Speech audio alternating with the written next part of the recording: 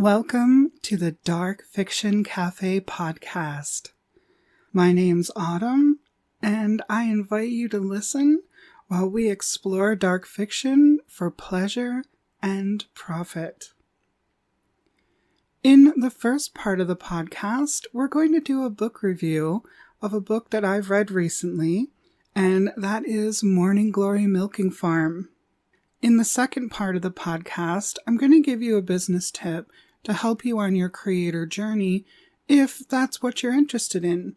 I'll put the timestamps in the description so that you can navigate to the part that you want. So, let's begin. Morning Glory Milking Farm is a standalone monster romance, both sweet and steamy. The subtitle is a monster bait romance, Cambric Creek Sweet and Steamy Monster Romance Book 1. So the book is very standalone. There are others in the series, which I'm very much looking forward to reading. And it's authored by C.M. Nascosta.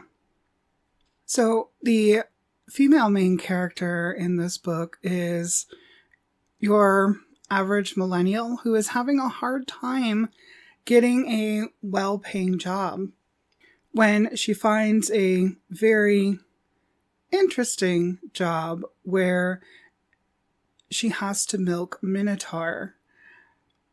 And the purpose for this is that Minotaur semen is used to create aphrodisiac medicine, is a good way to put it, aphrodisiac medicine for human males. And their semen is the number one ingredient. So they are paid. There are many types of milking farms, and the one that our heroine Violet applies to is one of the better ones in the area with excellent service. The book follows her journey on learning to do her job, as well as coming to terms with the job that she wants to do, coming to terms with it not being her ideal career field. Of course, during the course of the job, she becomes attracted to and gets involved with one of her clients, making this the monster romance part. It's a little bit challenging to talk about without giving any spoilers because I would love for you to read it yourself. I ultimately hosted it in one of my book clubs, and I found it to be absolutely wholesome. Although there was some disagreement with that, giving the job that she does and etc. However, what I really loved most about this book was that Violet had so much agency, and she made her own decisions. Her Minotaur man supported her decisions and took a great deal of care in being a really amazing gentleman. The writing was phenomenal. The author did an absolutely great job writing it. There were no distractions. It flowed and it absolutely kept me reading. Definitely a page turner. I'm looking forward to reading more in the series. I'm a big lover of monster romances, and the male main character is quite enticing, and there's a lot of interesting stuff. I don't want to give it away, but definitely 5 out of 5. I recommend that you read it, absolutely. And let me go through my little points here. So spice. I'm going to go with 5 out of 5. There was a lot of spice and a lot of heat.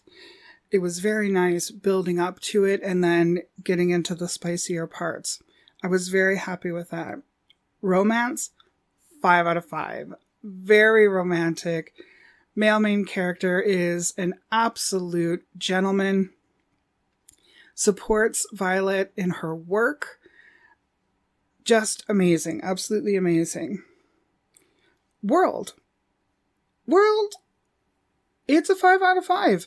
I really liked it. It's parallel to our universe, which is usually not one of my favorites. I tend to prefer fantasy. However, it was done so well, and the community in which the non-humans lived was well fleshed out, awesomely developed, and I was very happy with it. Dark. I'm going to give it a 3 out of 5.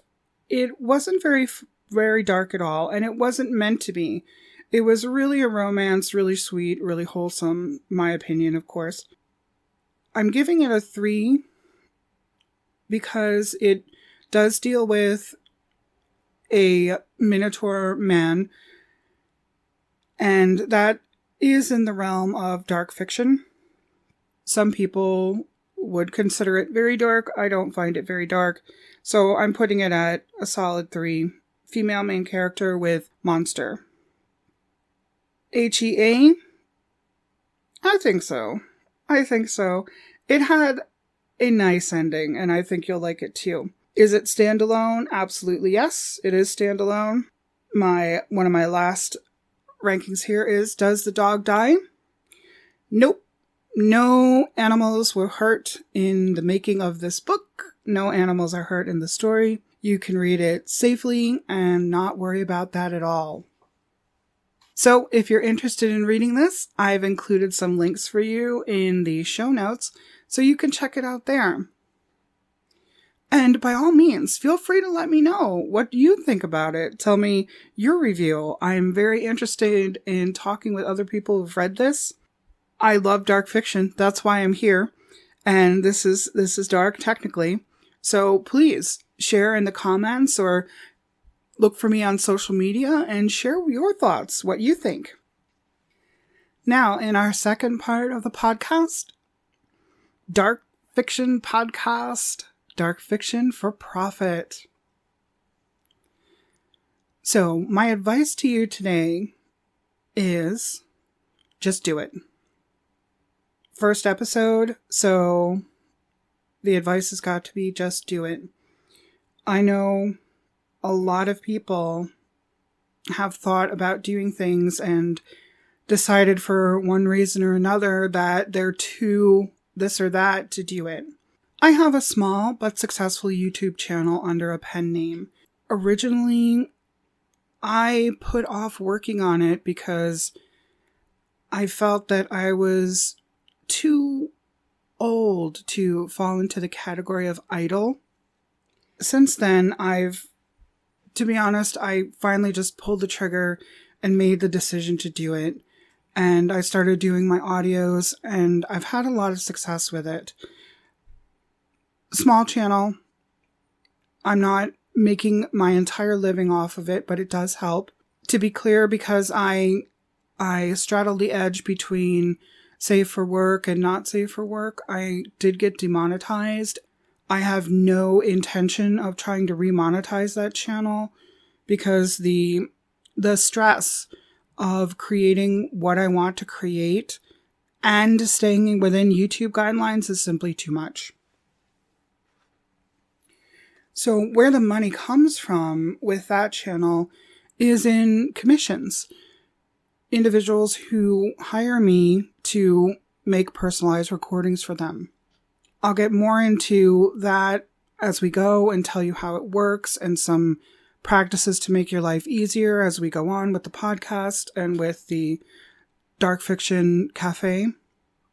Suffice it to say, right now on record, the oldest K-pop idol is 52 years old. And I'll link her wiki in the show notes so you could take a look at her. So you simply are just, you're not too old. I wasn't too old. Nobody is too anything. Whatever your idea is, whether you want to create stickers or you want to create short fiction novels to sell, or you want to work on Wattpad or one of the other pay-per-chapter services, whatever your idea is, there is an audience out there for it. The only thing you have to do, the business part of this, is find that audience and get your work in front of their eyeballs. They are out there and they want to purchase what you have. I guarantee you there are people out there who want to consume the content you create. Whether you are a writer or a reader can have a very successful YouTube channel or social media channel doing reviews on books or doing book cosplay, doing any dark fiction cosplay. We're going to keep the focus on dark fiction because that's where I like to create. And it doesn't matter. You can show your face. You don't have to show your face. You can be very skinny. You can be not very skinny.